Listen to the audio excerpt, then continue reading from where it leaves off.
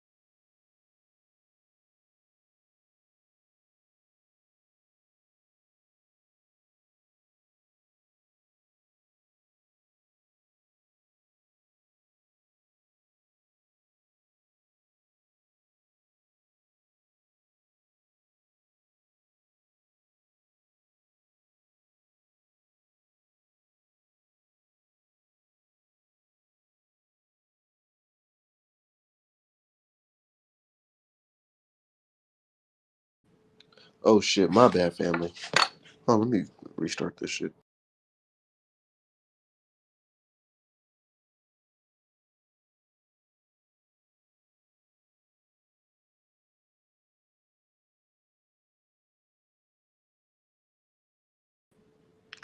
Okay, I'm back.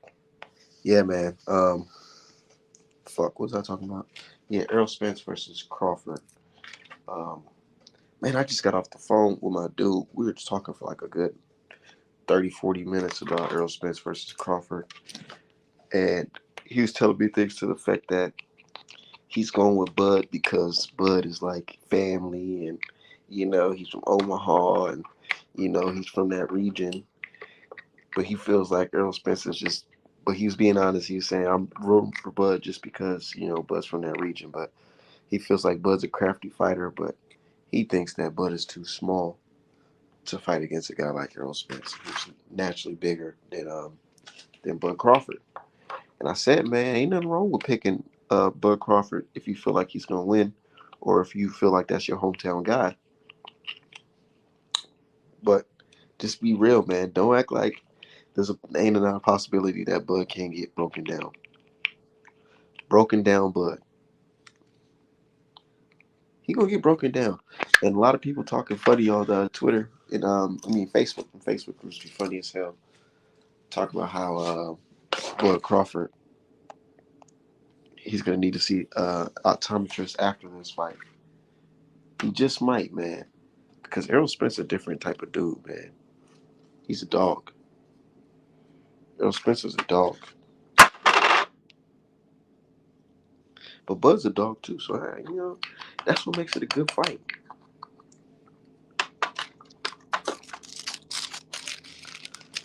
That what makes it a really good fight.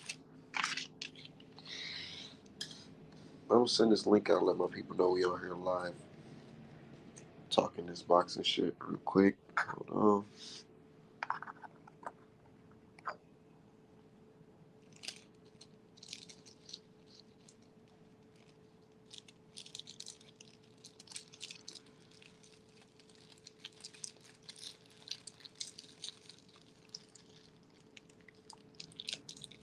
But yeah, man, I'm picking Errol Spence. Everybody know I'm picking Errol Spence to win. Everybody know that. That shit ain't no fucking secret. Everybody know that shit. And I'm only picking him to win one way, and that's stoppage. I honestly believe he's gonna stop Bud. I'm not saying no Deontay Wilder one punch KO, but I'm thinking accumulation of punches. That's gonna hurt him.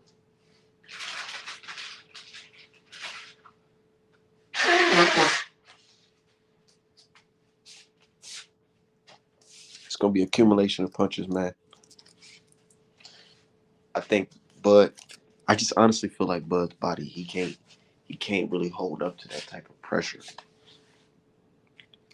He gonna fold. He gonna bend. He's gonna bust. Pause. I don't think he's ready.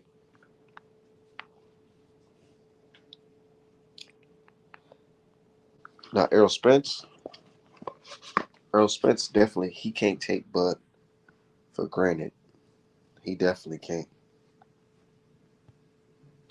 I wouldn't take Bud for granted because the only thing I see Bud doing that can hurt Spence is countering him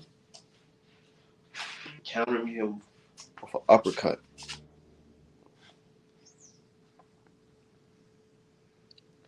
Bud has a sneaky uppercut.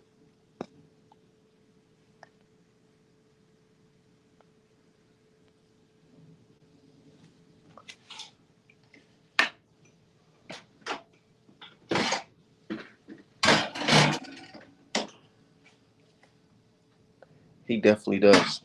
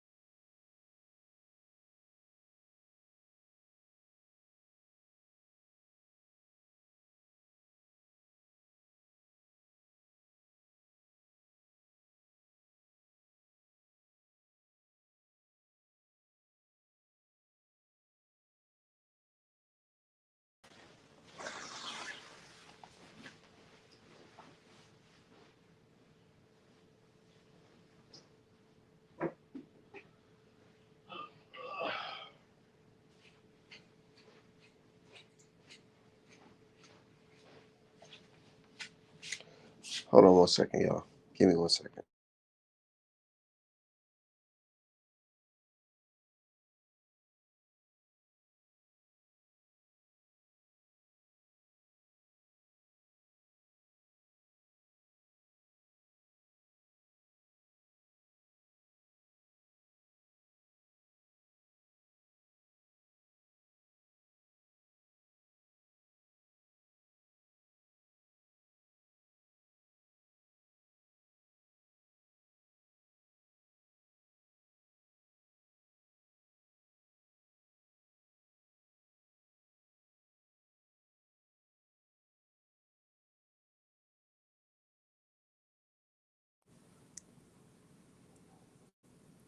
Yeah, man. I just don't see it, dude. I don't see Bud beating Errol Spence Jr. Easy. I ain't saying he can't pull it off, because this is boxing. You know, a lot of shit can happen. But just the styles, I just feel like it's just not there. Don't get it twisted. I think Bud can beat a lot of dudes at welterweight. He's a champion. But Errol Spence is just a different type of dog, man. He's a stud. Pause. You know what I'm saying? He knows what the fuck he's doing up in there. He ain't no joke. He's a Texas dude. He's solid. And he coming to snatch niggas' eyes, man. He gonna snatch Bud eye. He gonna have to see a optometrist, guys. He definitely is. Hold on, let me send this link out. 1 second.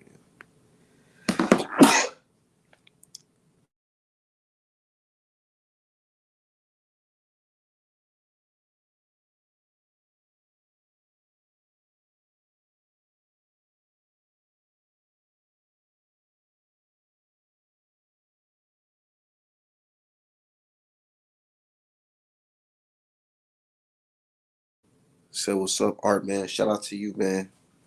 Hold on, give me 1 second. My allergies is kicking my ass today.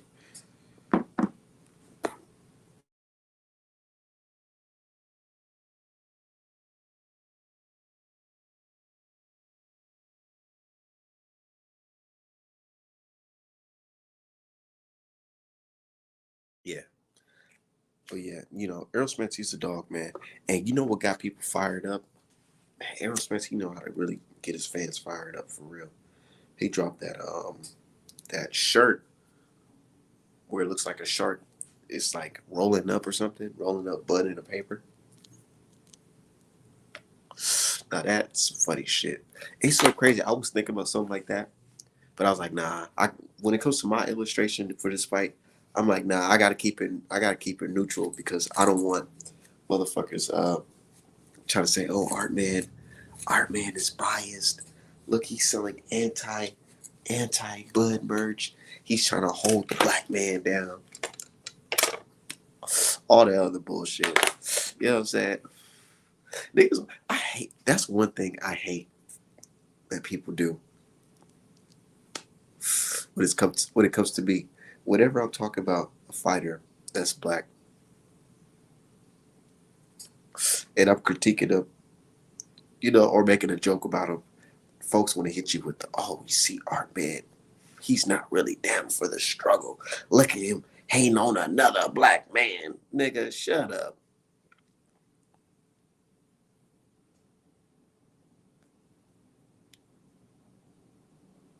Oh shit. Breaking news.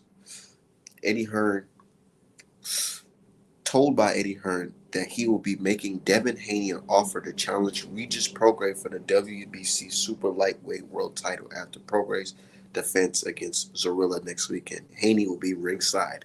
Yes, sir. Can't wait for Take Forever. You know what I'm saying? Can't wait for Take Forever. Definitely can't. And going against a WBC champion in a higher weight class, a good WBC champion. You know what I'm saying? This is a good one. That's a good one. I'm actually very interested in that fight. But what my dude Deshaun Thompson said, he said everybody Buffett says sharks can't smoke, they'll die, but can't be Aquaman that whole breathe long underwater. Like, yeah, come on, man. Come on, man. This is just, this is just illustrations, man. And speaking of Bud illustration, man, folks was hating on that illustration that he got of the Aquaman. That shit's kind of funny. But I ain't gonna lie. It definitely needs a little touch up.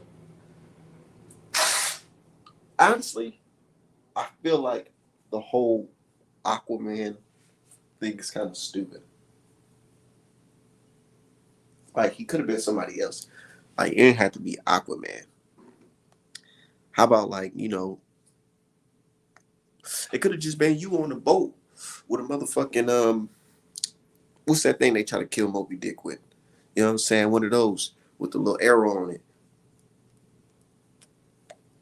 It could be one of those. He ain't necessarily have to do the Aquaman. And then he got the mermaid legs and all that shit. It just looks crazy, dude. But It is what it is. Somebody in Omaha likes it. You know what I'm saying? But I did tell him, I said, man, you should have reached out to Art, man. Even though I'm rocking with Spence, I could have made you something better that stands out for yourself. But hey, it is what it is, man. Um, but shout out to Bud though. Shout out to him for actually accepting this fight. Man, I ain't gonna lie to you, man. I was like, at a point, I was like, man, I'm tired of even talking about this shit. But now that it's here, I'm definitely gonna talk. We definitely hashing it out. Right now, we going back and forth on multiple platforms, on Twitter, on Instagram, Facebook. Motherfuckers is talking about this fight. They said the fight already sold out. Man, you already, bro. Do you know the atmosphere for that fight right now? Oh my god, dude! I wouldn't be surprised. I would be surprised if it looks like motherfucking like Joshua versus Klitschko. And I know it's not gonna be the same amount of people, but I'm saying it's gonna look very packed like that fucking fight. For real, it's gonna be packed. And you're gonna be able to hear the crowd screaming at the top of their lungs for whoever's winning that fight. But best believe, I feel like Errol Spence got more fans. Errol Spence definitely got more fans. So that's best believe they gonna be in that motherfucker yelling EJ, EJ, EJ, EJ, Errol Spence, Spence. You know what I'm saying? Them damn tiny to damn tight. He about to paralyze from the waist down. Like, man, I'm like, dude, should have just went to Art Man for that shit. But you know what I'm saying? He's selling. I think I'm selling. Earl Spence selling. We all in this motherfucker. You know what I'm saying? We all making money. Black brothers. You know what I'm saying? So I cannot complain. But next time around, I don't know. The winner need a special Art Man piece. To be honest, I might do something for that. For the winner, for sure. Oh yeah, not might. I will do something for that. Yeah, hell yeah. Just hope a lot of fights don't break out. Now that that right there, I'm gonna keep it 1,000. There's a lot of egos gonna be in that building. After fucking years of talking that shit, it might be a little. It really depends. It really depends though how the mood is, because when I went to Wilder versus Fury 3, I didn't see some of the people that was trolling me, but I did see people, wearing like Fury merch and whatever, and MTK Global and all that shit. They had all that on their fucking shirts and all that. And then I was in the crowd with a couple of British teeth. You know, it wasn't like, yeah, I ain't gonna lie. There was a point where we could have scuffled, but I felt like we both knew that we didn't want to fuck up this situation. So let's just watch the fucking fight. And that's what it was. I think for this situation right here, we might get a little scrap. But security, best believe, when I was at the T-Mobile Arena, yeah, that was at the same arena. When I was at the T-Mobile Arena, they had helicopters there. Helicopters. But niggas don't get a fuck. They might just scrap. I just hope it's not to a point where niggas are scrapping on the front row type shit. Maybe if they scrapping the nosebleed, they ain't gonna distract the fighters. But don't fight, right next to the fucking ring. You know what I'm saying? It's gonna be good though. It's gonna be dope. It's gonna be a dope event. And I was thinking, man, we should just we gotta buy the pay per view. Like definitely, like all of us, we gotta make sure that shit fucking grows, man. We gotta make sure that shit makes history. The reason why I say that is because people gonna be saying, "Oh, you see, this is why black fighters don't fight each other because it doesn't make any money." And the Latino community, they're the best boxing fans. Oh, this, and that. You know what I'm saying? But we gonna spend that money. We gonna spend that bread. We definitely gonna spend that fucking bread. We gonna spend it. And you know why? because we gotta encourage the next generation to fight. You know what I'm saying? We need to see the Devin Haney's versus Javante Davis, Devin Haney versus Shakur Stevenson's, and Frank Martin versus Shakur, Frank Martin versus motherfucking Devin Haney, all that type of shit. We need that shit in boxing. More brothers fighting each other. But this fight right here lets you know why, whenever we fight, it's going to be fireworks. This fight shows you these are the two skilled welterweights. Ain't no faking. There's no politics. No, none of that bullshit. It's just straight, authentic, real. You know both of these guys are the fucking shit. You know what I'm saying? People might be a little sketchy about Bud, but the majority thinks Bud is that motherfucking dude. And they think Errol Spence is that dude too. There's no faking, no short camps, no none of that. This is the real deal. 50-50 fight. Best versus the best. The winner of this fight is the best fighter on the planet. But this right here, it shows you why I consider, and the history books show, Black Americans are the best boxers in boxing. Look how the world's looking at this fight. They're not looking at it as, oh, this is just a money fight. Oh, there's a difference between fights like this and fights like Ryan Garcia versus Tank. And I ain't trying to shit on Tank. You know what I'm saying? But we all know Ryan he's not that guy. We all know it. You know what I'm saying? He got some skills, but it's not the best of the division. It's not. This right here, nigga, with Errol Spence and Bud Crawford, that is real life motherfucking skill versus skill.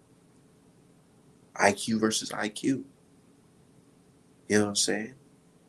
Will versus will, heart versus heart, dog versus dog. This is one of those real fights. It's not no made up journalists typing on their fucking computer and putting all types of bullshit out. Oh, how I feel like Canelo Alvarez is the best fighter. Nah, it's none of that paid fucking advertisement. This is the real deal. With our eyes can see that these guys are fucking special. Said, what's good, bro? Bud need to hire you. His shirt's lacking 100. Nah, real shit. Real shit. I can show them Omaha boys a thing or two, man. Yeah, I just hope a lot of fights don't break out. Yeah, for sure. Said I got $80 saved already just to get through the court date July 3rd over the suspended license. Hope the judge don't do anything extra. Nah, for real, man. Man, inshallah, everything will be straight for you, brother. You'll be able to watch this fight and you're gonna enjoy yourself. Inshallah. Yeah. But yeah, that shit is gonna be fucking great. It's gonna be fucking great. Not Devin Haney, motherfucking Earl Spence versus Crawford. After that, I hope it inspires Devin Haney and Javante Davis to fucking really seal the deal and fight, because we need more fights like this. Best versus the best, skill versus skill. And like my dude Errol Spence say, man, this can be a one-sided ass whipping. It really could be, man. And I don't know how Bud fans gonna take that shit. I really don't. I really don't know. How do you think Bud fans gonna take it if Bud was to get stopped by Errol Spence?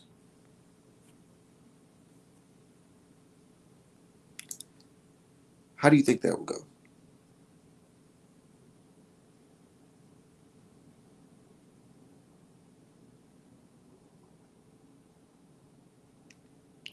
Because honestly, I feel like if Bud lost, got stopped,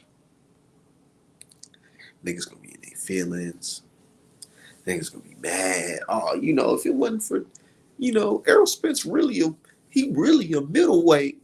He look at this picture. He really a middleweight. He shouldn't even be fighting that welterweight. He a weight bully.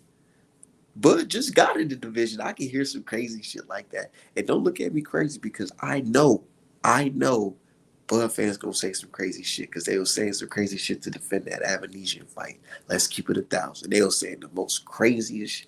Niggas was changing their names to fucking BLK supporter. BLK is the future. My dude Boxing Pro, you know what I'm talking about. They got BLK in their fucking bio, trying to, basically troll Errol Spence and say how you didn't get the fight. Some bullshit. Say you saw the interview EJ did with Shaq last night. Nah, I didn't. I did it, but we can watch that shit. Hold on. What you talking about? Let me plug up this shit real quick.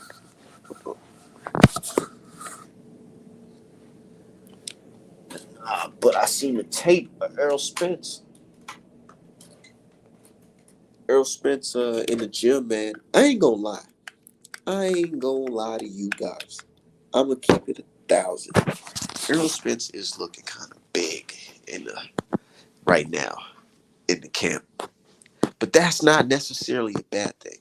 And when I say big, I don't think like, damn, this nigga fat as fuck. Like, damn, this nigga, he coming down in weight big time in a major way. Nah, he looks like he's at least like 160 right now, 165. Nah, I wouldn't say 165, like 162, 159 ish right now. That's what it looks like. Give me 1 second to put that on the screen.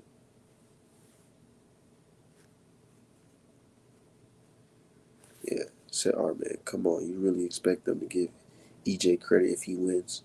Yeah, and that's the thing. I don't even know. I really don't know if they're gonna give him credit because they might just say, "Oh, well, that nigga was just weight drained," or you know.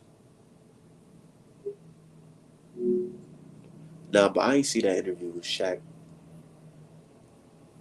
Somebody was talking about how. Oh, somebody said that Bud Crawford was leading the promotion in the fight because he's doing all these interviews. What is Errol Spence doing?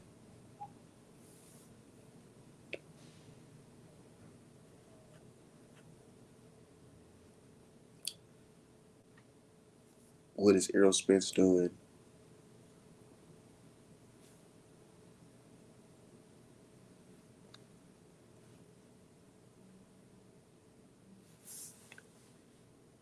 So skip to the 41-minute mark.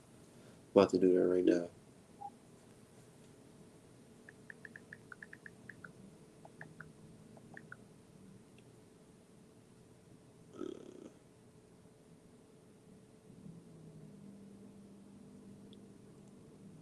Oh, damn. NBA on TNT. Shaq says Tatum Brown should split Gary Bolton on head coach. Man, I ain't gonna lie to you. I don't be knowing shit about other sports besides boxing, man. You couldn't ask me anything about what's going on in the NBA right now, bro, for real.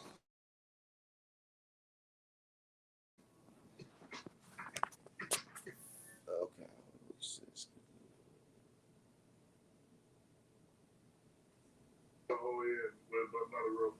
Oh, he got my man Ice Spice on there. Spice, do you remember? Not Ice Spice. I said Ice Spice. What's that nigga? Spice Adams. Yeah, Spice Adams. Be the other guy.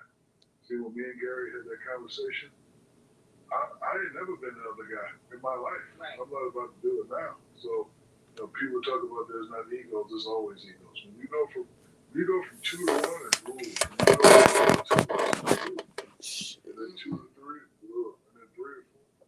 Hold on, I'm using this as fair use only. Fair use only.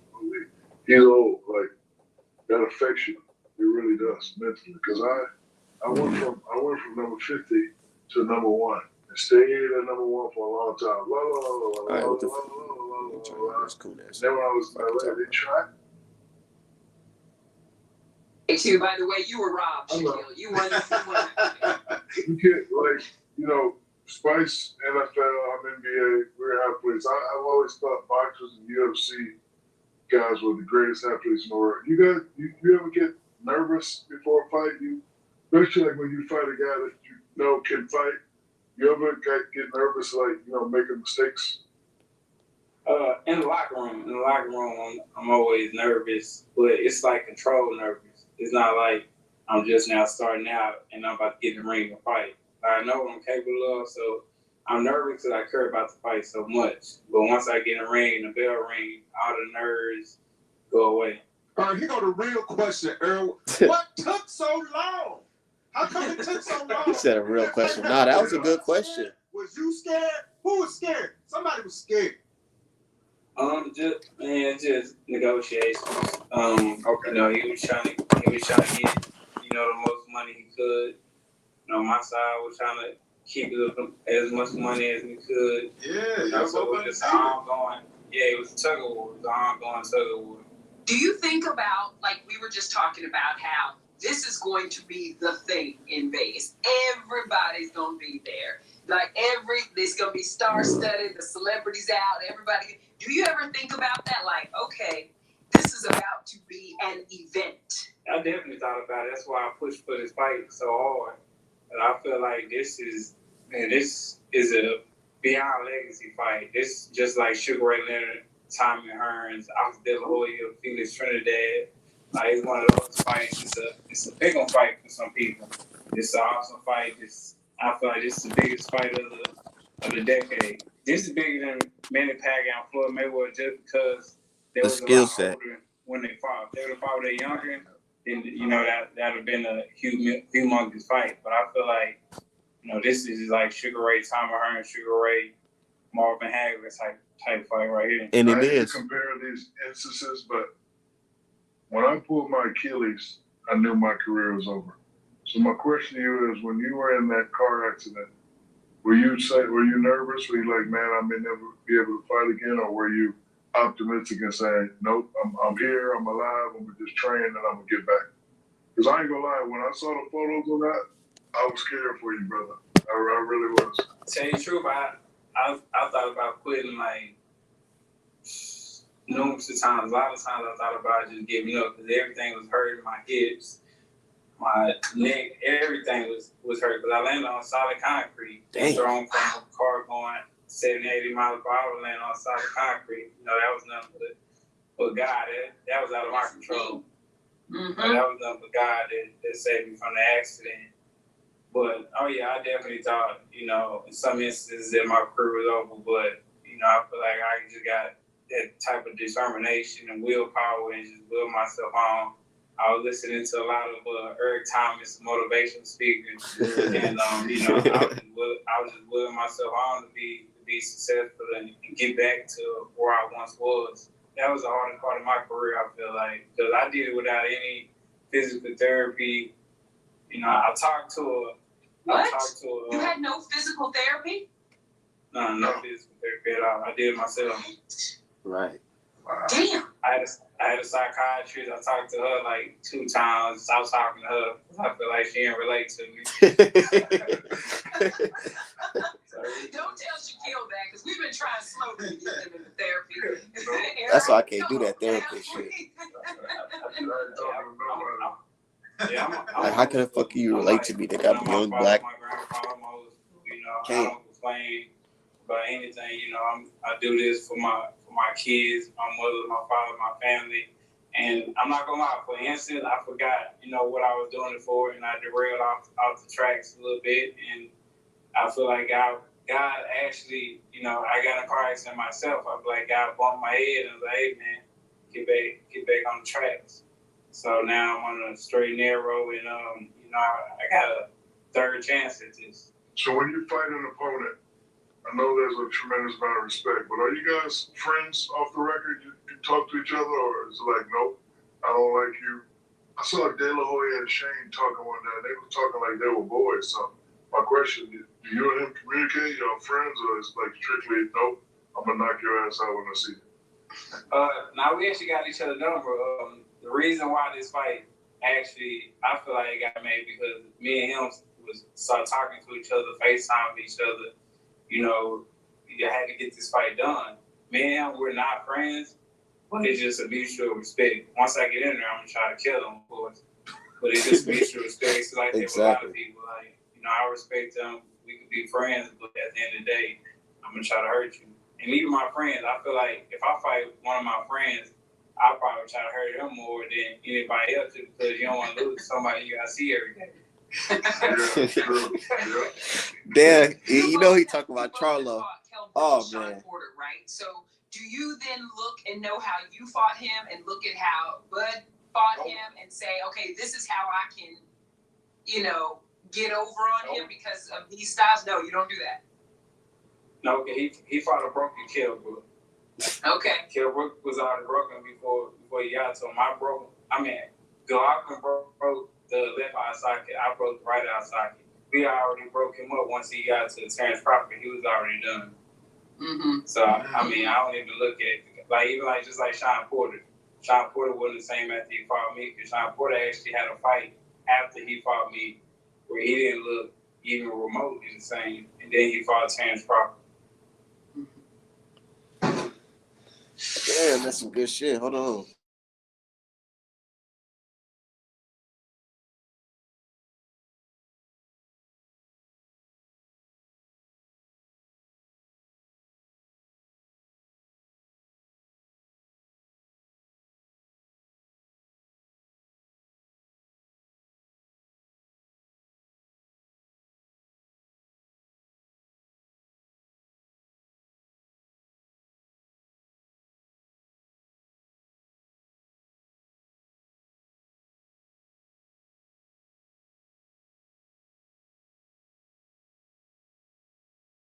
Yeah, but he was saying some real shit in there though. Real talk. He was saying some real shit. Um, yeah, I like that dude. He was saying some real shit in there about the car accident. And that is a good question that Shaq asked about. Like, are you being nervous? Do you get nervous when you fight a guy that you know that can fight too?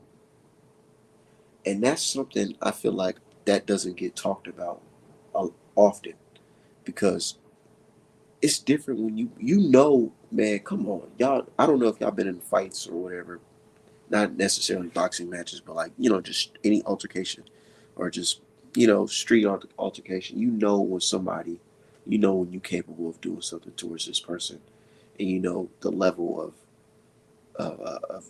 opposition this person is or competition. You know what it is,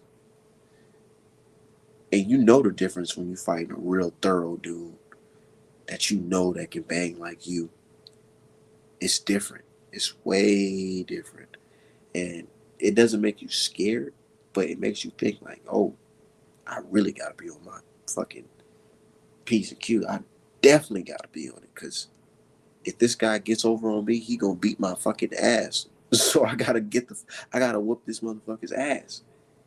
You know what I'm saying? You gotta whoop that dude. So he understands. He understands that the level, you know. But he do understand when he get in the ring. If he get in the ring, hold on.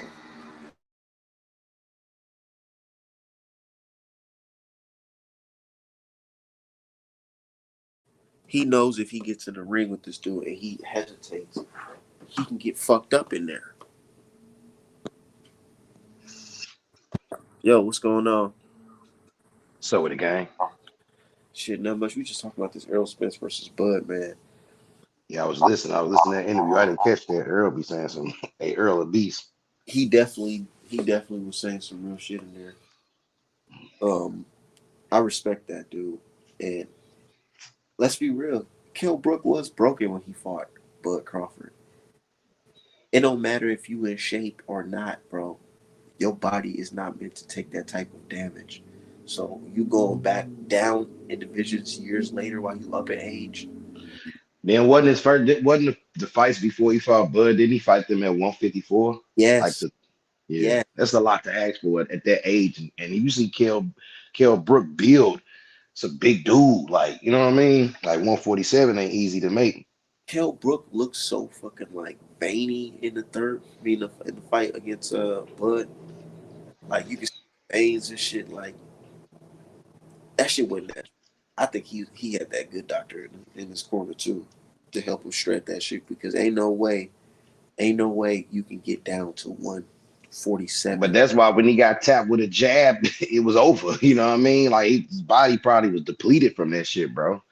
But he did display a good jab in that fight, and that's why I think Earl like I Yeah, really think Earl gonna set the tone because I didn't seen Crawford have a lot of problems with jabbers, and Earl is a proficient jabber. No, I don't see Bud training to slip the jab in his camp. you say you don't see it or you do. I don't see it right now in the videos that's presented to us. Then they need a southpaw like Earl with the consistent. That's hard to train for because that's one thing Mikey was saying. I mean, not Mikey, Danny Garcia was saying on Fight Hype. He was like, you got to be in 15 round shape to fight Earl because he brings the same type of volume from the beginning to the end. Like it's the same consistent pressure. You're like, That's yeah, just a lot. I get tired. Yeah, I'm tired as fuck. But Bud don't have no stamina problem, to my knowledge. No, I've never seen him gassed or nothing. I've seen him little chinny, but I've never seen him gassed or nothing. What do you think about this Errol being basic talk? Because I I just mean, basic. I mean, I don't know. I think a lot of things that he does, since he not flashy, I think the basic shit people slip on his half step back, his step backs to control range, the consistency of the volume, the body work. The I mean, even when he fought Porter, that was great inside work. People just think it was a sloppy back and forth fight, but if you watch that shit, Earl was slipping so much shit that Porter was throwing. His inside game was just on bro, point. So I don't think he's a master in one area, but I think he's like just proficient in every area where it ain't one that stand out. You know what I mean? that fight with Errol Spence versus Porter is like one of the best fights I've seen in a very long time because it showed us when you fighting against somebody who's able to push you to that he's just as athletic as you, or maybe even more athletic. But I don't know. You feel like Errol Spence is more athletic than Porter? Athletic, it's hard to say, but I guess with Porter's style, no, I'll say Porter a little more athletic, how his movements is, and a little light on his feet. Probably played a bunch of other sports. I don't know, but that's hard Because to say. man, because like it was moments in there, I'm like, dude, I don't see how these niggas wasn't getting hit with every punch that these niggas was throwing. You know Like what I I'm say, a saying? lot of us was slept on good defense on the inside too. You know what I mean? And But but I Porter do feel did like have his moments. Earl fought Porter fight. I think Earl could have fought that a different way and not made it look as back and forth-ish as it looked. You know what I mean? I think if he'd have fought him with the jab or how he kind of played Lamont Peterson, even though Styles make fights and Porter probably pushed him to fight like that, but Earl has even said Nah, that I think Porter pushed him to fight like that because look how he fought against Lamar Peterson. It was just like controlled aggression. Like he was But keeping Earl said he did that by gas. design. He said I wanted to be him in his game. Now, I don't know if Earl telling the truth or what I mean, but I ain't never heard Earl lie. But he No, said this nigga Sean Porter threw a fucking crazy right hand on Errol Spence. I said, oh my god, if this nigga Porter had more power, that nigga would have to take a knee, get up from the canvas from that shit. Bud too. When he fought Bud, I think people don't give Sean as much props as they should for the Bud fight. He gave Bud a lot of problems, he did, especially on especially his way out the door. inside. Yeah, yeah, on the way out the door, bro. Like if we'd and you know we could always say whatever, but I think if we'd have got the same Sean Porter we got at the Spence fight, and people want to downplay it, but his dad even said he wasn't training for real. It's like, it wasn't many of Bro, y'all believe a I motherfucker. nigga, I remember watching you know how PBC had them little Fox uh little series for the fights. I was watching the little camp that they had for Sean Porter and Errol Spence. Man, Sean Porter was in there training hard than a motherfucker. Super hard.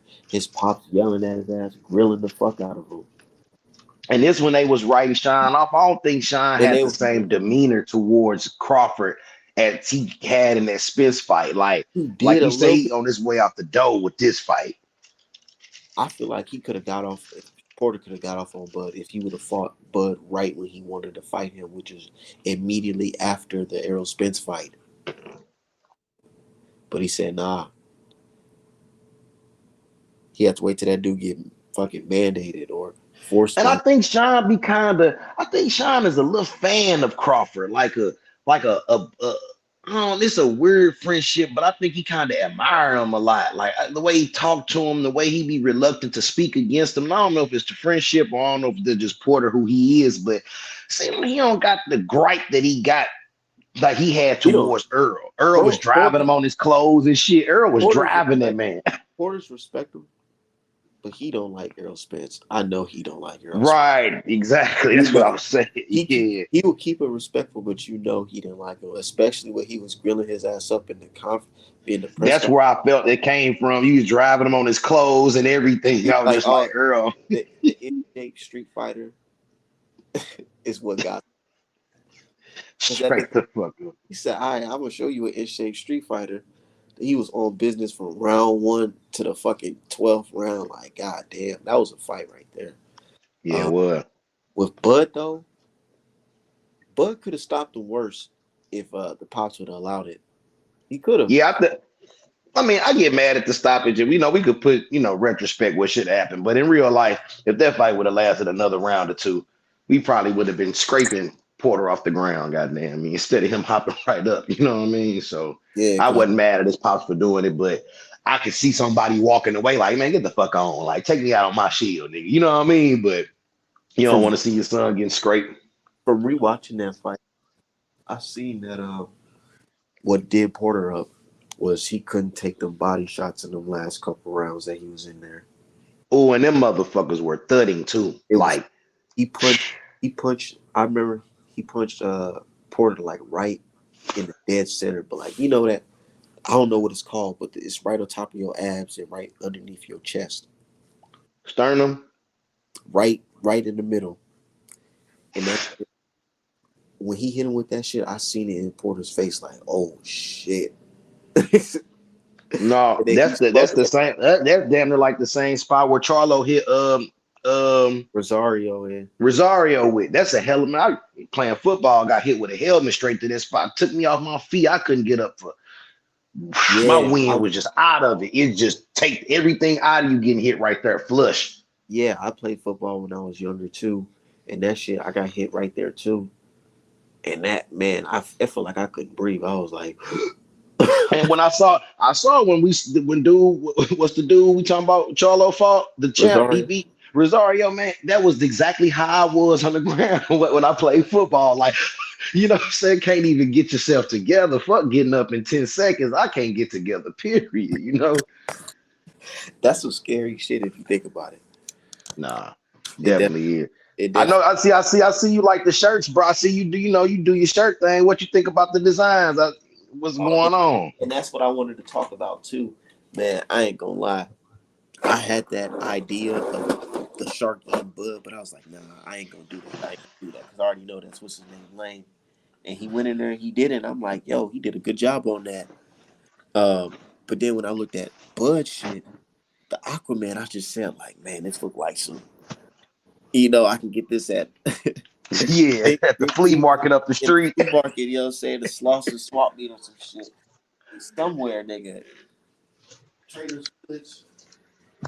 Yeah, I kind of felt that way too. Bud shit a little cheesy, but Bud ain't like Bud come from a small town. I come from a small town. Like, you just got to get people around you who know better because you could tell in his dressing apparel and everything. He's just a country old guy from Nebraska. He probably ain't tripping off that shit like that. But Earl, Earl from a place where shit move, and Earl kind of a little more witty on the, what's going on. Like Earl gonna make sure his design's a little fresh. I don't think Bud care as much. You know what I mean? Like Bud I don't. think Bud the type of nigga that wears some motherfucking 501 cut jeans and some motherfucking polo boots and a old FUBU jersey on your a ass. FUBU jersey, like or no, with a and wear a fucking Gucci hat on top of it with a Gucci belt, just to show he still got money. Like he dressed like an old nigga if he won a settlement on the Straight up, bus. that Gucci outfit killed me. I was like, my boy, you killing me. But no, no, I do like the shirt was a little high though, bro. Was it $80? I know. I seen that. Yikes. Look, look. I was tripping because I was thinking to myself like, man, I thought because somebody was telling me, oh man, you charge too much for your shirts, but I still got customers or whatever. But one dude, I just remember one dude in particular was like, oh man, you charge too much, da da da da. And I'm thinking to myself, do I really charge Dutch? Nah, can't be. Then I seen Errol Spence. Somebody bought it. That shit ran up to fucking $78. I said, yo, you know what? Yeah. My price is probably finna go up, nigga, in a minute because, nigga, Well, you that's gotta know who Earl Spence is. You gotta pick your market. You know, yo. you gotta You gotta pick your market, but nothing against Errol Spence. I love it. I love everything about it. But you know why? Because if the customer loves it, they're going to pay, flat regardless. the fuck out. Yes, They're sir. going to I pay, agree. and that's one thing I learned doing business. If they really want it, they're going to pay. And that's with anything in life. If you really want something, you're And gonna if do it's whatever good, to get it. and if it's good, you Yes. feel me? Like good food sells itself, good dope sell itself, good designer clothes sell themselves. You know what I mean? And good regular stuff sell itself, bro. So just stay put your shit quality, bro. You know what I mean? And just see the market, see the market and what the going value Bro, is, and make sure you get your share, bro, because your I shit be had hard. customers. I had customers that give me. He'd be on some like, man, or man, please, I've basically done their finance the shirt. I give you $10 today, $10 next week, $10 the next week after that for the shirt. I'm telling you, if people really want it, they'll pay for it. They'll get it. So salute to Errol Spence and his designer. That shit You know, crazy. do you know the guy or you don't familiar? No, I don't know the guy, but I'm cool with some of Errol Spence's people, and I actually reached out to him, like sent him my portfolio, like, yo, I got some shit or whatever. And his people reached back out to me. They was like, yeah, he like it, but he already down with somebody right now. Like, saying he locked in with somebody. He don't want to ruin that type of relationship they got. So I said, Yeah, they I respect yeah, that. yeah, they probably been building for a long term. Shit, ain't no telling. Yeah, that's what I'm saying. I respect that. I respect that. Still gonna do me. You know what I'm saying? I ain't But just keep going, motherfuckers be responding to you, bro. Like I said, I'm fresh in this shit. I just got my opinion, but I see how people respond to you, bro. You got a movement, bro. Just keep building that shit. You know what I'm saying? Just keep expanding, keep pushing, bro. That shit gonna go to wherever you want it to go, my nigga. That shit hard. shit. That's what I'm doing. I ain't tripping. I still got a 9 to 5, all that shit. Hell yeah. But So I'm what's back. up? You going to the fight or are you just ordering it? What you gonna do? Um, I'm finna have a fight party. Definitely. I gotta Yeah. bring the hood out. I gotta bring the hood out because I remember having a fight party for Earl Spence versus Crawford. Earl Spence versus Porter. I meant. And man, oh man, did my guests love that fucking fight. Right. I had a party. Even my girl, she invited her friends too. We was all kicking it, eating fucking tacos and shit, smoking good weed. Had the fight on the big screen, and that shit was just action packed. And David Benavidez was on the undercard too against. No, he wasn't on the undercard, was he? He fought on the Spence undercard No, before. that was the Mikey Garcia. Who was on the Spence undercard? I forgot. It was a good fight too. Gamboa when he fought Isaac Uh, Cruz. nah. Because I was at that fight. I was at the Ugas and the Danny Garcia fight. And I know Benavidez Who fought on one of them. who did he fight on the undercard? I think Mario Barrios fought on the undercard against that dude Akhmedov. Hmm. Yeah, but I just remember my people was excited about the undercard too because they was like, man, it's a good fight. And then we watched the Errol Spence fight, man. They was like, yo, man, they should run it back. I was hearing motherfuckers were saying they should run it back. They should run it back. What do you think about that? You think they should have Who? run it back if he didn't get in that car accident? Earl and who? Porter. Nah. I mean, it'd have been good just for good boxing. I don't think it was no point to prove. You know my feelings about Devin and Loma. It wasn't one of those. You know what I mean? But I feel like just for the sake of good boxing, hell Think yeah, run it back. I feel like Sean Porter versus Errol Spence was a little closer than folks think it was. Um, But that knockdown really sealed the the deal. knockdown changed everything, but I still had an 8-4 Spence. Just from like it was a Keep, lot of keep inside it a work that buck. Keep it a buck. Imagine the fight just continued to play out like how it was in the early rounds, all the way to. What do you think the scorecard? What do you think it was going to be? I feel like they would have gave that shit a draw. they would have gave it a draw. They'd have But gave it it. was some early, like, but you know, one thing, like we say about swing rounds, bro, them swing rounds just change things so much, bro. Like, so, like, even not to harp on Longman Haney, but even if you switch a couple of those rounds you had lightly, that changed the scorecard drastically. You know what I mean? Like, so if you'd have gave like when them rounds where it seemed like wasn't a lot going on, it depends on who you edge it to. So if you gave one fighter two of those rounds early, your scorecard is going to be vastly different from the mugs who, you know what I mean? So Porter, if I think I would like to see Porter and Spence in a 15 rounder for real. Them motherfuckers was banging like And some you know, old school shit. talking about after that fight, man, I was like, man, I ain't gonna lie. Some fights like that, it makes me want a 15. And it made me think about this proposal. What if it was like this? Unifications should be 15 rounders. Regular title defenses should be 12 rounders. Non-title fights should be 10 rounders. I'm with that. Because Especially for all the marbles and close fights, like because 3 more rounds would have really defined Earl Spence, Porter, Lomo, Haney, all type of shit. So I feel the you reason on that. why the reason why I say unifications should be 15 rounders, because if you got a belt, that should mean that you really, really good. You really about that. You can fight for 15 rounds against another champion. Y'all not two scrubs fighting. And I feel like that eliminate the scrubs in boxing. Man, that'd be epic, but you know, it's too much health concerns and shit. But Danny, there's another thing Danny said in the fight hype interview about Crawford. He was like, he better come in 15 round shape against Earl. That's one thing he did say. He was like, cause that boy gonna push you to that shit, to the 15. But I think with all the health concerns going on right now, man, shit, I ain't finna let no 15 rounds go down. You know They, why? You know why it's health concerns? It's because these niggas is cutting weight to a weight class they not supposed to be in. Your and brain, that's one thing. That's your one thing. brain. You might have to enlighten me on a couple of things, bro, because that's one thing in boxing that is just crazy to me. Like people bitched about the rehydration clause with Tank.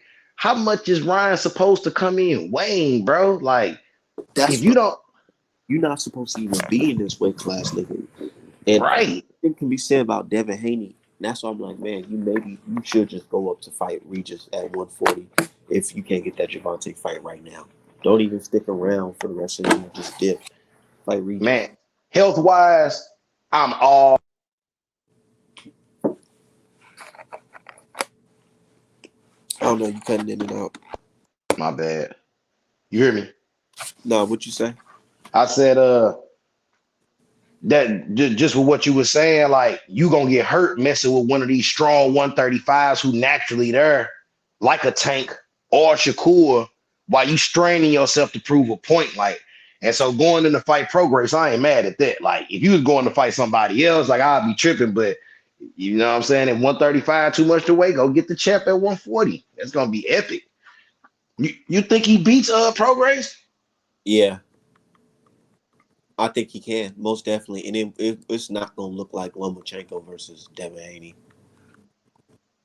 Because the Ain't reason Regis Southpaw? Regis is southpaw, but Regis, I feel like he get hit more than Lomachenko. And He does. he don't got the legs like Lomachenko. I'm not saying Devin gonna go in there and just beat the fuck out of Regis program. Nah, but you're I, 100% correct. I think if he goes in there with the right game plan and just use his Good morning. use the boxing abilities, I think he can outbox and win decisively on the cards. Because look how Josh Taylor was tagging him up. And I honestly, in my opinion, I think like Devin Haney is a better skill wise than Josh Taylor. And physically. But is he as aggressive? That's one thing that impressed me about Josh in the Progress fight. Everything that Progress came with, he came Bring back back. with Yeah. in double fashion. Because Progress allowed it. He was looking like I need a rest before I can come back on some shit. And when he did come back, he'll touch Josh Taylor up, but he'll just relax and just let Josh Taylor just work on him. I'm like, dude, you just sitting here trying to do this weak ass Philly shell. He's still ripping you up to the side of your body and shit. And the judges is looking at this shit like, oh, you getting your ass tagged up.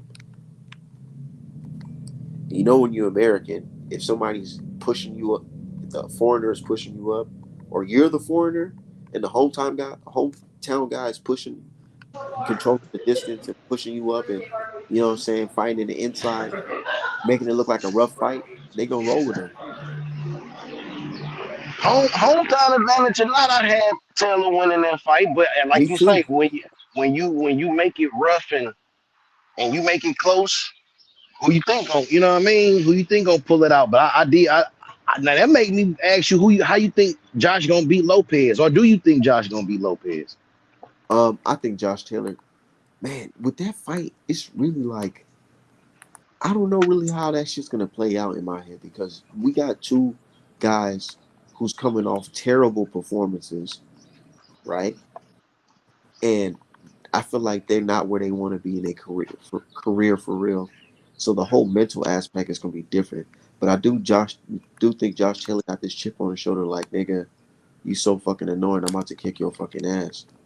And he is, bro. Like that nigga, dog. That dude, Yeah, Moonshine, the YouTube dude, he pissed me off the other day trying but to. but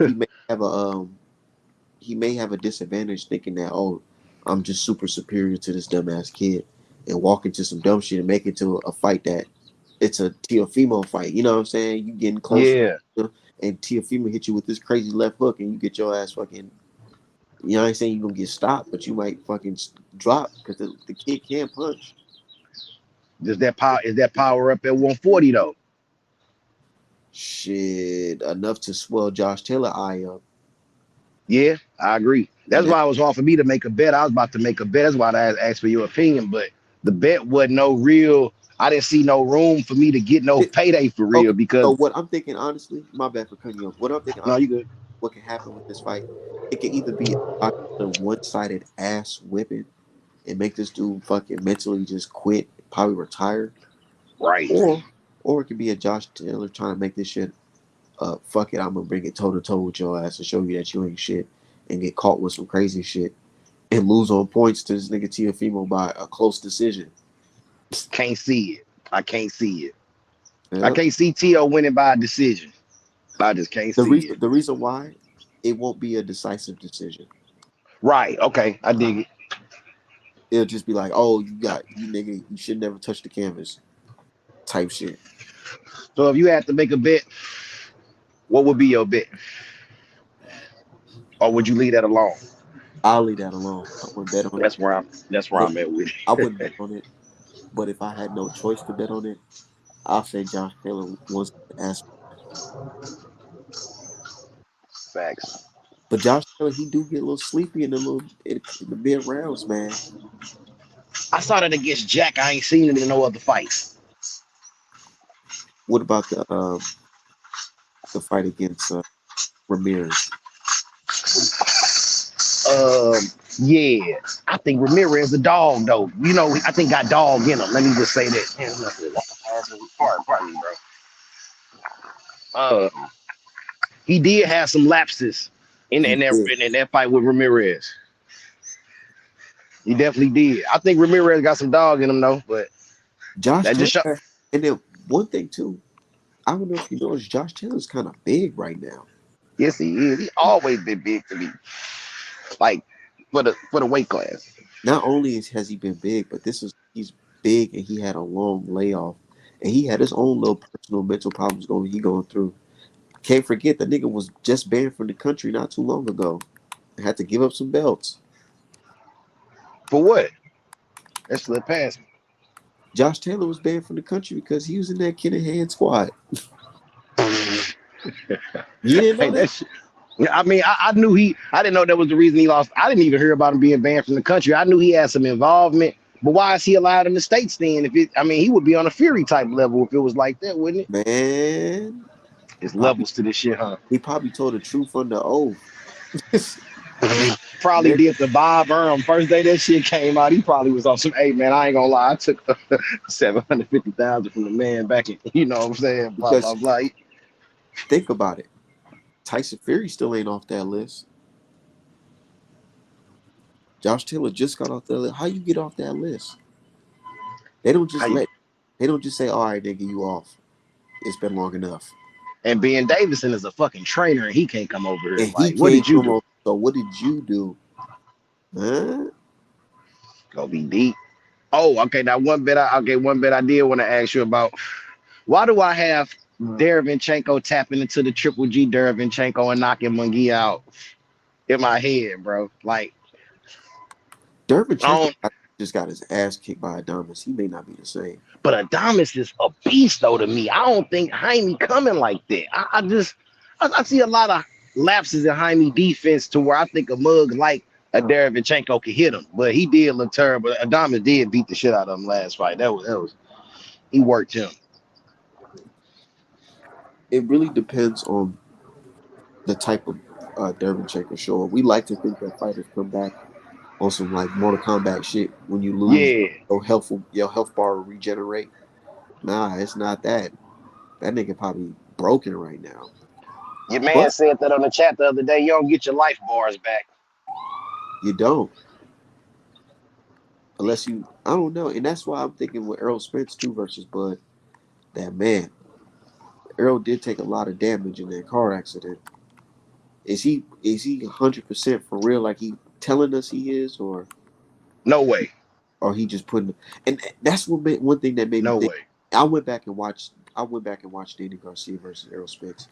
Bro, he does not look the same that he was in Lamont But Peterson. but I will say that was the first fight from that. But in It Ugas was. fight, he looked great. Well, I don't say great, but he looked very, very good. Like I didn't see any lapses from an accident or anything that showed me he might still be, one but one thing I seen, and I'm an Errol Spence fan, and I'm gonna keep it 1,000. I don't know if it's because he got some new teeth in or whatever, but he's spitting out his mouthpiece more often than usual. this what Earl claims. In the he claimed in the earlier fights where his mouthpiece slipped out, this has been the same mouthpiece he used for years, and he needed a new one. That's what he claimed. And then the second claim in the Ugas fight, you see where he talked about the tooth, the fake tooth that he had, and he felt like it fell out his mouth, and that's what he was really looking for on the ground. Did you Yeah, see? Did you hear that interview? I ain't hear that one. Yeah, that's when he was talking with his gal. He was just like, he had got fake teeth, and he felt like Ugas had knocked one of the teeth out. And that's what he was looking on the ground for, not the mouthpiece. He was checking for the tooth. Now I don't know, what's real and what ain't. That's and you know what I'm thinking, and I'm putting all bias aside. But what I'm thinking is, it could be a mental thing, man. Like, are you not? It takes that. You got to get back into the rhythm of boxing. You can't just be out for a long time and think everything's gonna be on the up and up. I feel like it's more like a mental and physical thing. Like that whole being inactive shit. If you put yourself in a position where you go and fight somebody, you may forget that certain things happen, like a ref will tell you to break, but your opponent may not break. You know what I'm saying? You could Mhm. forget like that. Now let me. Like, oh, Okay, let now me let me. get back on my square. Like, oh yeah, I'm tripping. This ain't sparring. You know what I'm saying? Yeah, I feel that. Now and that's what's keeping. My man just called me about the Charlo Zoo shit, saying Zoo being active is going to help him going into Charlo, and and you might be right. Now but back to the Spence though, I was just mentally. This is not boxing per se. This is just mental. I think social Nigga, but that media. boxing. No, no. I was finna say my point was finna be. I think social media too got these boxers mentally tapped into a place they shouldn't be when they're in that ring. Because, like, if Earl telling the truth, he's like, I didn't want to be on TV with my tooth out and fake teeth. I'm like, why are you even thinking about that? You know what I You mean? But right, nigga. You can die in this bitch. I know, but I think that's why a lot of boxers don't like a lot like even AB. I think the way he fought Manny Pacquiao, I think you don't want to be a meme. I think you're thinking about what happens if you get knocked out, or not Earl case per se. I'm just saying though, I think the mental of that part be in a motherfucking head. I Like know, like especially I think talk about. Broner did great work against Manny. As soon as he got touched, he just started backpedaling and on his bike, and I'm like, Broner, stay there. I think you could get him. But I think you felt that power, and you don't want to go through that Maidana saga Shit again, again. where motherfuckers making memes of you and all that old shit. Like, You mm-mm. you know who I feel like had that pressure on them? Ryan Garcia versus Luke Campbell. I feel like he was thinking too much about social media when he got knocked down because that motherfucker jumped right back up like, oh shit, I'm really in the fight. And right then and there, that type of shit makes fighters think like, yo, I gotta get through this because I do not want to get mean. Yeah. I think that's a very valid thought though. Like I think we all conscious of that, and they see the shit that we post and we say, and they respond to it. Even the shit when we don't I even think think. about that shit. I be like, man, I be outside. I got my strap over there, legally on strap. I don't want to be one of them viral moments where a nigga I gotta shoot somebody on camera type shit. I don't want that. You know what I mean? So I'm gonna do my best to avoid that. These guys, they don't want that type of mean pressure. Somebody saying, you an idiot for doing this. They don't want that type of scrutiny because that shit can be traumatizing. Being online bullied if you don't Yeah, you don't especially have if you pay the right attention to that shit in the mentality. slightest bit. Yeah, if you don't have to look at that shit with Michael B. Jordan though about the shit with him. The girl was talking about, oh, he a lame or some nerd or some shit. Right. He was really thinking about that shit. Despite all the money he got, all the girls say they love him and shit like that. He was still thinking about this one person critiquing him online. People are human, bro, and some things and I have to be conscious of this. I got aggressive tongues and whoopty wham, but I got thick skin too, and the motherfucker bringing my weight, and I ain't gonna take it to. But some people trip off shit more than others. You know what I mean? So him They being feel called a lame probably stuck with him extra tough. Like, and he is a kind of a square guy. You know what I'm saying? And maybe you guilty of being a square lame. But you rich now, and it don't really matter. And fuck lame, I'm but successful. yeah, it don't You matter. lame. Everybody else looking on the outside in like, man, like, nigga, who gives a fuck, nigga? You got money out this fucking world. But to him, he probably thinking like, man, like, that's, they've been calling me lame all my whole life. Why they calling me that still, you know, type shit. Yeah. And and motherfucker can't be mad at it. I tripped up about like, damn, bro, I hate that stuck with you like that, but fuck her. And you got your little one off on it and keep it pimping. You feel me? Your Like, lame life is very successful. You know what I mean? right, exactly. Bet she won't call you lame today. I'm telling you. You see who she interviewing on the red carpet, but on the boxer mentality though. So back to what Earl was saying, just to spin it back, if he was really tripping off his tooth and not being said, that's deep to me. I'm like, Earl, you can't be that. Nuh-uh. You can't tap out mentally right there in them moments, tripping off your tooth and some old weird shit, bro. Because And, if Crawford catch you like that, all your teeth gonna be and out. see, I didn't hear that interview about the teeth, and I was thinking that that was one of the possibilities that maybe his new teeth is different, feeling different. Yeah, but he say he But yeah, knocked them. He say he knocked one of them joints out. Ugas was Ugas was landing some shit. You know what I mean? It wasn't. He was just showing he was there. Like I Ugas, like that fight. I was there Ugas, for that. Ugas played that. I don't speak no English shit.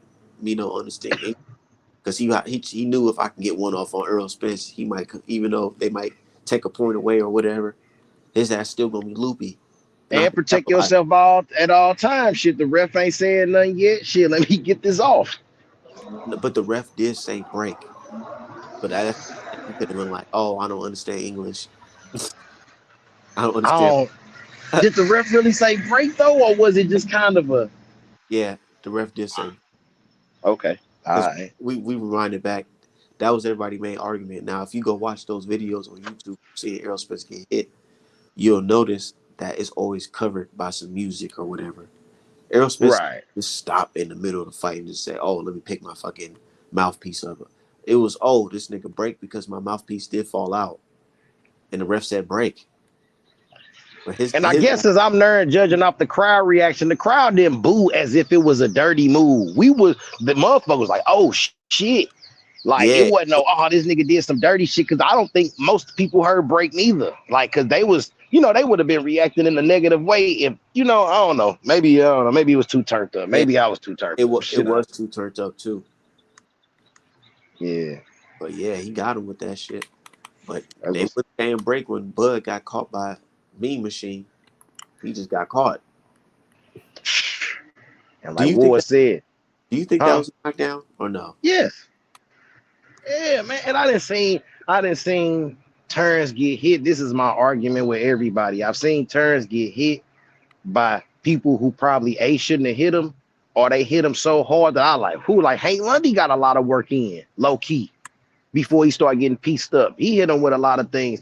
Kell Brook was stifling him with the jab for a minute. You know, like he and so with the Green Machine, that was a short hook on the inside, hit his temple, he dropped to his knees. And even Ward said it. He said Crawford would never admit this, but that was definitely a knockdown. Like, and Real you know, shit. On that's some his man's. boxer to boxer shit. You know damn well you got knocked down. Let's keep it. Your feet Yeah. is never supposed to be on the ground after you get punched. Never. And if you get hit with a short hook like that, it'll be like Earl and Bundu. Whoo! Or Errol and Algieri. I'm telling you, get and Crawford age. I hope his legs still up under him so we get the best because you know that's the first thing to go. I You know what I mean? maybe I may And be just judging off the Avenue fight, but them legs was looking a little gone in that fight. he 34, 35. 35 turning 36. Hey, look, bro. Even And me, Earl going to the body. Don't let him hit you in the hip or something or fuck you up and you don't do some no shit. Them body shots be straying a little low. Earl might fuck your legs up, bro. And then you really got to stand in pocket. And I think that's when it's death and destruction from that point. You that's know, I think probably his why best. that's probably why motherfucking Porter need to get hip surgery because Errol Spence he was hitting that nigga real low with them body shots. Oh yeah, Earl be straying low. I ain't gonna even like, cause he throws so many of them, and then sometime a You, you motherfucker be dipping dip down too. down. Porter was dipping down the whole time, so I see where it was coming from. Yeah, yeah. So and then that's why I just think that's why my money on Earl. It ain't even though I'm an Earl fan and blah blah blah, but I think it's really on that size, that body work, that jab, that power out, and I think And Crawford a little chinny, a that, little I was bit. tell my dad. I was trying to tell my dad like, yeah, Crawford got the tools to beat Errol Spence for sure, but his body not gonna hold up. It's just not. It's not. We already seen it. Errol Spence improved. He proved it in multiple fights that when he hits you, you may be still in the game for the minute, but your body got different plans for you. For example, Lamont Peterson. Lamont Peterson, he blindly went in there thinking, "Oh, nigga, I did a lot of ab workouts. I seen it. This nigga was doing You hella fuck." muffled a little bit, G. I hear you, but you muffled a little bit. Can you hear me now? Yeah. Lamont Peterson, he went in there thinking, "Oh yeah, I did a lot of ab workouts. I seen it. He was doing hella crunches at a damn near 8 pack. Think he can go in there and eat the body shots. He went in there and got crumbled. It was so He, bad. Coach had to throw the towel in. And he was hitting him Errol, with them overhands over the guard, right, top of his head. Like it just was brutal. ripping up his stomach, and the coach was looking like, man, I can't. And the Errol Spence, he wouldn't even like go on full throttle like that. He who said this about him? He punched just like how he do his mitts. Me, I said that. Yeah, he punched just how he do his mitts, bro. I'm, Just consistent, pop, pop, pop, pop. It ain't no super go crazy. It's just the consistent. I'm not gonna lie. Look, I do a lot of, I watch a lot of Errol Spence and a lot of just certain fighters because that's how I go to the gym and you know what I'm saying I don't got no trainer for real, so I just be watching them and go practice that shit on my own. So I watch a lot of Errol Spence. I was watching the media workout before the Yugas fight where he got the brown or the burgundy brown whatever Everlast gloves on and he's hitting the bag. If you watch Yugas versus Errol Spence round 5 and watch him hit the bag, he did the exact combination he hit on the bag on Yugas, top to bottom. And I'm like, yo, because Yugas dumbass just sat there in a high guard, shelling up like a fucking heavy bag. He worked Mm-hmm. with that just like that. Yeah, it's round 5 of Errol Spence versus Yugas. He's doing the same exact combination he did on the bag. And a lot of fighters talk about that. They talk about certain fighters. Oh, they look good on the bag, but they never translate to the fight. Errol Spence, he definitely translated to the fight. Facts. I just got a feeling we going into like I don't even like what let me down one time was when Triple G fought my boy from Canada, Bro, Lemieux, when he was the IB when he was the champ and they was it was Golovkin first pay-per-view. I thought that motherfucker was gonna start off with straight fireworks. You know what I mean? Like I thought that was just go shit was just gonna erupt in the middle of the ring. Golovkin just ended up just killing him with the jab the whole fight. So this is the first time that I felt like that since then, as far as motherfuckers just finna go Spence and Crawford first round. I just want to see if Crawford gonna step like Earl claimed he gonna step like the first round. Like man, if them boys step how they claiming, that shit gonna be crazy. if they step in like a Marvin Hagler versus Tommy Hearns, Yes, that's you that's think what they? I'm hoping. I think I honestly, don't think I don't think Crawford gonna allow that to happen because I, that's not smart. I was just about to say that. You his fans can say, oh, he be wrestling and all that. He got a black belt and jujitsu and all that bullshit. Nigga, I'm telling you, he not gonna go in there and try to fight Errol Spence on some dog shit like Sean Porter fight, because he didn't even fight Sean Porter like that. He was thinking like, man, hold on. Yeah, let me keep sharpshooting, keep this nigga up off me. You feel me? Because this nigga coming. Let's keep it real. But he fought Sean Porter smart because he was like, nigga, as soon as Porter was rushing in, he seen it. That's why I call him back foot Bud, because he was on his toes, man, trying to counter all that until he knew he was in there. That's when he started pressing the issue on the inside. But with Spence, I feel like he's gonna try to. But what if his legs not all the way together and he try to outbox Spence, and Spence is just popping him with that jab, puffing I him up. think I think for the first 3-4 rounds we get there from Bud, feeling Spence out. Not I think he's gonna be thinking more in the ring than I ain't gonna say thinking more like IQ as far as, but more hesitant in his approach than Spence. You What know if it what I play out? mean? What if it play out like not saying necessarily just like Lomachenko versus Haney, but what if it's like someone like that where Errol Spence is just pressing him from round one to like round six, and then Bud just says, "Fuck it, I'm gonna get desperate and just start throwing my shit," and then he get off on Errol, I and then think Errol that's just what's gonna happen. go. I think that's what happens in 5 and up. Like the fight breaks out. If it don't start from round one, I think it starts post five. You know what I mean? Yeah, To where niggas gonna start thinking like, "All right, man, it's either now or never, and then it's for all the marbles, bro. Like this bro." ain't no regular fight. This The ain't last undisputed champion at fucking welterweight was Zab Judah. That's like what, 20 years ago? 18 years ago? mm.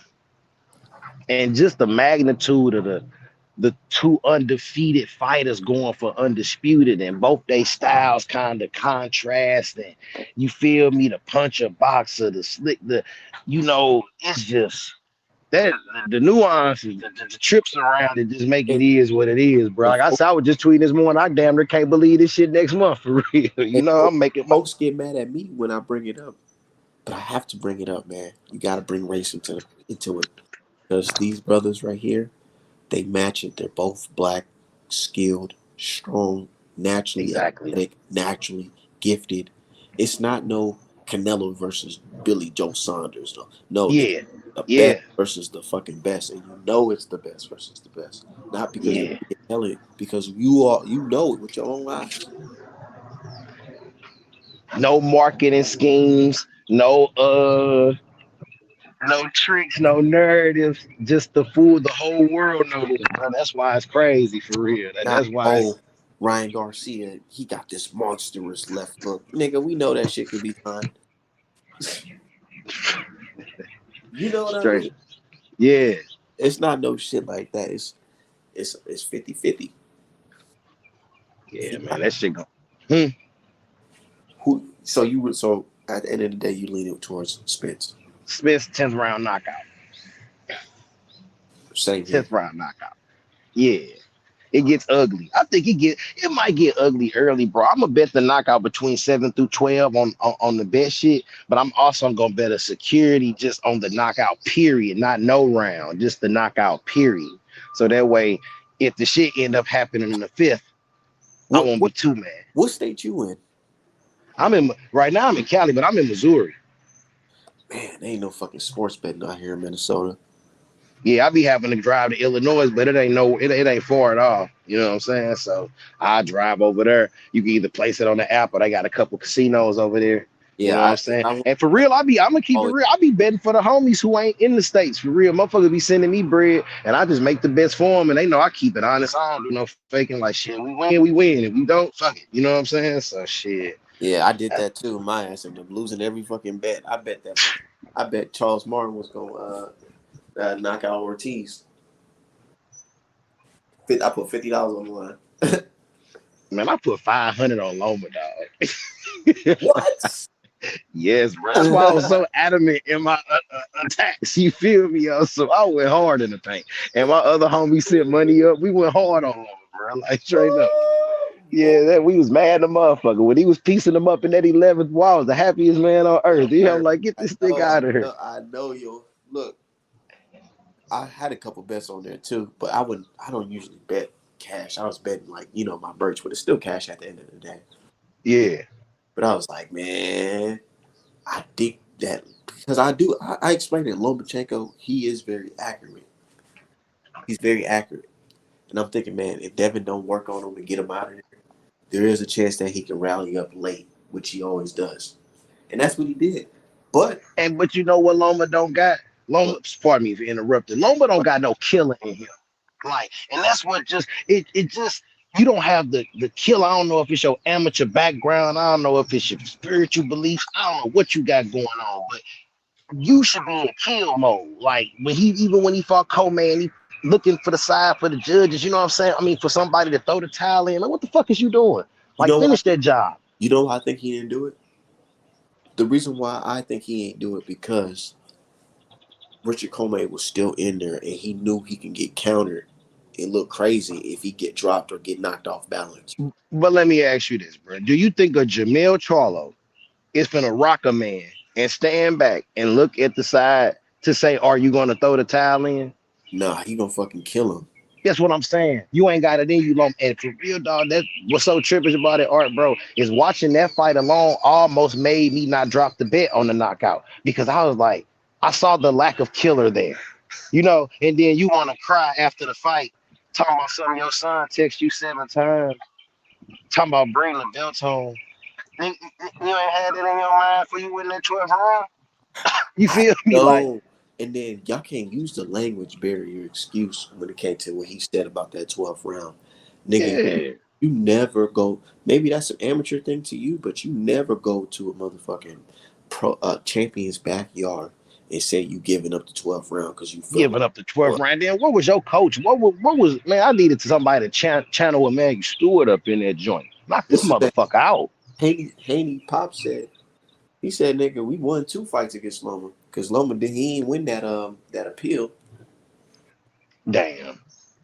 And that sucker shit. I don't like that shit. See, that make me, all the whole appeal and shit. Don't appeal. You should have appealed that 12th round You see what I'm talking about when it comes to in not the to ring.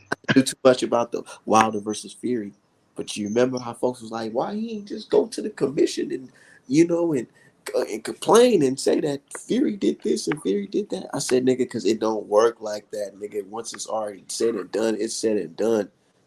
Do you It's know said what? and done, but I do think in the Wilder case, it could have shed light on what happened to What? make sure it doesn't happen another time. Like, Think you about know, what would happen if they said they really went back and said, "Oh my fucking god, this nigga Tyson Fury had skin gloves. Look at this. What are they gonna do with all the people that bet millions and hundreds of $1,000s on Wilder to win by KO? on me. I think about Think them that niggas gonna too. get I a feel refund? I ain't gonna even lie. You correct because I thought about that even with Loma's situation. I'm like, you gonna appeal for what? That ain't gonna get my fucking money back. That's exactly what I said in my head. And that's what I'm talking about. Like they're not gonna go back and hell, bro. Cause really think about it. nigga. They was about to sue Manny Pacquiao. Fans was about to what you do a class action lawsuit against Manny Pacquiao because Manny Pacquiao said he was injured leading up to the fight against Floyd. And folks said, nigga, if I would have known you wasn't injured or known that you was injured, I wouldn't have bet my whole life savings on you to beat Floyd Mayweather. Yeah, ain't no getting it back. You don't ain't no get back. I ain't getting it back. I ain't never really thought about that, but I guess I'm saying it. So if it happened in the second fight, we expose it to make sure the third fight it don't happen again. That's I guess And, what I'm and thinking about. you know, my dumbass, I really thought of it like that. I really thought that like since we chimed on it and everybody talking about it on social media and all that shit, they really gonna keep an eye on the gloves and all that shit. Nigga, boy, they had the camera on Fury gloves in the fucking during the glove selection. Nigga, they had 16 pairs of the same fucking glove, nigga. And they fucking opened one pack and said, look at this shit right here, nigga. When they opened that shit looked as thin as ever, nigga. They said, fuck it, you see? Whatever. Yeah, I Whatever. saw somebody squeezing that shit. Yeah, yeah, I saw that. Yeah, and then he told the fucking I had never seen this ever. The commission was yelling at fucking Tay Jones, talking about some. It doesn't matter. He's wearing these gloves. He's wearing these gloves. It doesn't matter what Deontay Wilder said. Like, what the fuck? Where they do that at? You remember when Floyd was like, "Nigga, you ain't fuck that. You're not wearing those damn gloves against me. Hell no." So that's How what was I'm that? saying. This is the same team, though. This is the same I team of people. oh How do they allow this to happen under Fury? Watch and it just, man, I don't know, bro. You know, like I say, we trust probably always agree to trust disagree on and some points because I I just, agree with you. damn, there's some incompetence on Wilder team to allow that to I happen. agree with you. I agree with you. Because a nigga like me probably would have got kicked out the motherfucking event. They'd have probably had to call police on me right then and there. Cause I'd have said I'd have been talking my good shit like, man, this is some fucking bullshit. Y'all some cheating ass motherfuckers. Look at this shit. Matter of fact, let's bust a pack out of let's open up every single glove, nigga. Fuck you talking about, nigga. All this shit look janky, nigga. Wilder ain't going out there. But Wilder's he was basically thinking like, fuck it. If they gonna cheat, I'ma just throw on me some fucking horsehair gloves on too and try to get the knockout. Yeah, Yeah, and yeah, he got him with that. He got him in that fourth round. But you know what happens, man? What happens in Vegas, man? yeah, man. I hear you, man. I don't They know, said, man. man, they said, look, nigga, Fury not losing this fight by knockout, never. So the fight, you think the fight going down to Saudi Arabia in December? I think it is. There's a reason them boys ain't taking no fights and shucking and jiving. You feel me? I feel like they waiting on to see what Wilder gonna do. They seeing what Wilder and Fury gonna do. Not saying that they necessarily gonna fight each other, but they looking at Wilder like, man, if he get a fight lined up, if Danny DeBoy pull out the fight, we can just wait for Danny DeBoy type shit because Wilder already got a fight scheduled. That's a Usyk win. Joshua, they looking at it like, man, Joshua wants to fight Wilder, but Eddie Hearn numbers like, hell no. Nah. Eddie Hearn trying to make Joshua versus White if that Saudi deal is not real. And I feel like Tyson Fury I on his think end, that Saudi deal real. But go ahead. I feel like Tyson Fury on his other hand, he can't find his pen without his consultant while his consultant on the run. And you know, I'm pretty sure a lot of people are reluctant to do business in that situation. You feel me? Like, and I think that was a big low key. I think that was a big hurdle with Spence and Crawford in the beginning. You know, because And people, I don't. folks not gonna admit it. They not gonna admit it. But I feel like that was when the name had to your name had to be clear. You had to Yeah, allegations because nigga, this is bigger than the commission, nigga. This is motherfucking the whole federal government. this is the FBI, bro. God Ain't damn. nobody got Oh, time for that shit, man. We are making legit boxing money. We got networks involved, corporations. This is a real well-oiled I machine wouldn't we be got. surprised if ESPN told Bob to snitch. That's why he snitched so quick. Like I said, all right, bro, look, don't nobody got time for this shit based on your business. Like we did a little business with you and we know about you, we hear about you, but we've been doing this for 40 years, 50 years. Bob Burnham, Oscar, Al and all these people, bro. You coming in with all this heat, bro. Ain't nobody finna be doing business with you right now. We about to snitch on you right now. Yeah, we get you out the way, or at least clear our name. We might not have to snitch on you, but we finna clear our involvement with you and make sure it don't happen again. And like I say, even with the Crawford shit, like I think that was like I said, a person like Al Heyman who got all these things set up, who really in that big position, he not finna be involved with no mug who is got a bounty on him. Like that's just crazy. Yeah, because especially a black man involved, they ain't gonna give They him his. can't wait. They can't wait to, bro. Imagine if it was a, bro. Really think about it.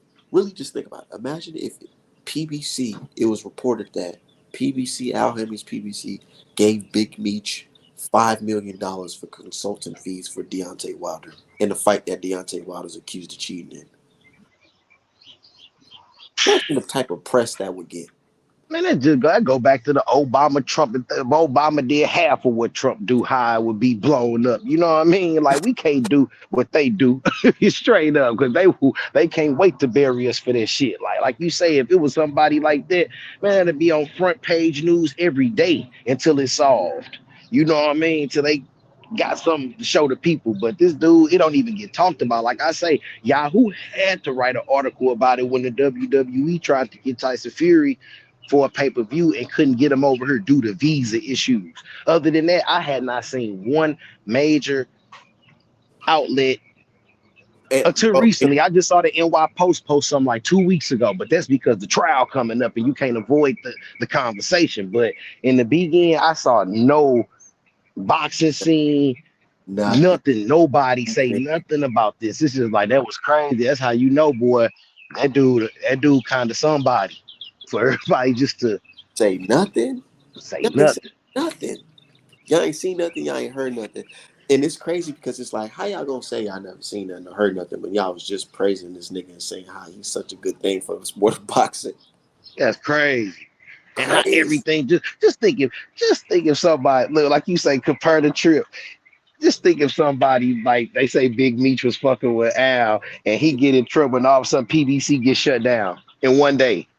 Like how MTK Global did. Like boy, that shit would be over NT, every NTK Global had everybody. They had Virgil Ortiz. They had Jamel Herring. They had Tyson Fury, Josh Taylor, Regis Prograis. No, they and they had a slew of MMA fighters too. Like fighters, all that. And he told me that just disappeared one day.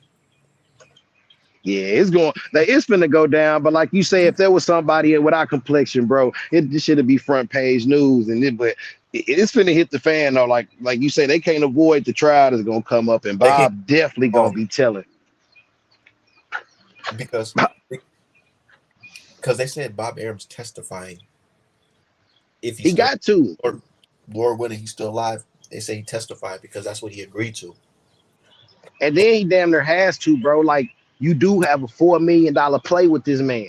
Like When they asked him on the stand about his what do you mean by Kinahan had bullying tactics in the sport of boxing? Can you explain?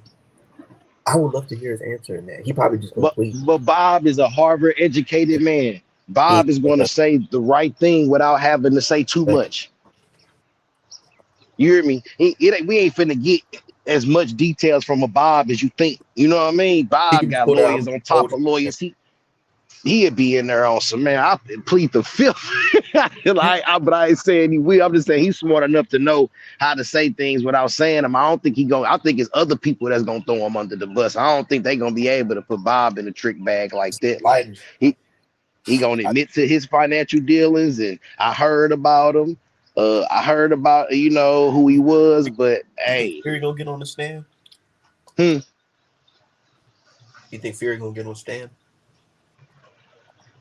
if they call, he got to. But I think it's bigger than boxing. I think long as they tie in, they probably tie in the head people with. I mean, I ain't no lawyer, I ain't nobody. I'm just But thinking about. nah, I think it involves boxing. That's a major role because it's like that's what you were using to clean your money up.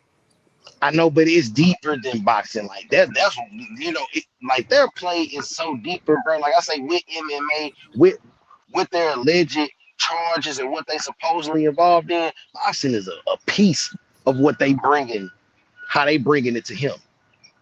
That's what I think. I think it's a small percentage, and it's probably a good percentage. That's the finances, the tax evasion. They gonna build that. But I'm just saying, though, I think they shit a little larger than we think, bro. Like when I be So reading this shit and seeing little documentaries on them dudes, I'm like, damn, boy, these dudes heavy duty according to this shit. I can't wait till the fuck. I can't wait till all this shit spill over. It's gonna be so damn funny though, for real, for real. Yeah, that shit is for real because it's gonna expose a lot of shit, bro, and it's gonna show how wicked shit being. It's crazy how they could slander a black man like Al Heyman, educated, college educated, ain't got nothing wrong going on, stay behind the scenes, don't do the puff, don't do the diddy, make all the biggest fights, but he's the most slandered, and it's just like you got a mug like him who they don't even talk about. Like that's crazy. You know why they was such an open arms with Daniel though? Because he was giving niggas jobs and he was giving niggas money off that. He was Oh starting niggas podcasts, funding niggas yeah. podcasts. Bro, even 78 Sports, he said them folks that reached MTK that reached out to him and asked him, if he I know you remember at one point in time, nigga, Deontay was getting the most slander from media, not just fans, but media in general, for even the thought of accusing Tyson Fury, a known cheater, of cheating. But yeah, 78 Sports said motherfuckers they came to him with a real proposition like, hey, if you talk negative about this fighter, we'll give you X amount of dollars. And it's different when you got that type of bag going around. You feel me? Bag from other things. Bro, what is Like what is 10K to give what? to a reporter if you got a billion? Yeah. What is a penny? A penny? You hear me? Straight up. Like that's nothing. Remember, he put one of the top writers at the time in his fucking circle. And you see, he quiet than a Bro, motherfucker, boy. oh It'd my, be crazy to see him and Max step out of pocket to talk about Al, but no mention of dude. Like y'all will step out y'all way to make a mention of that man, but you won't even mention it. That's just crazy. But boxing always has been the cowboy type of game. No, it ain't nothing new, but it's just on a bigger scale and it involves it is. more Peter. What I learned from that documentary, they said that boxing is really like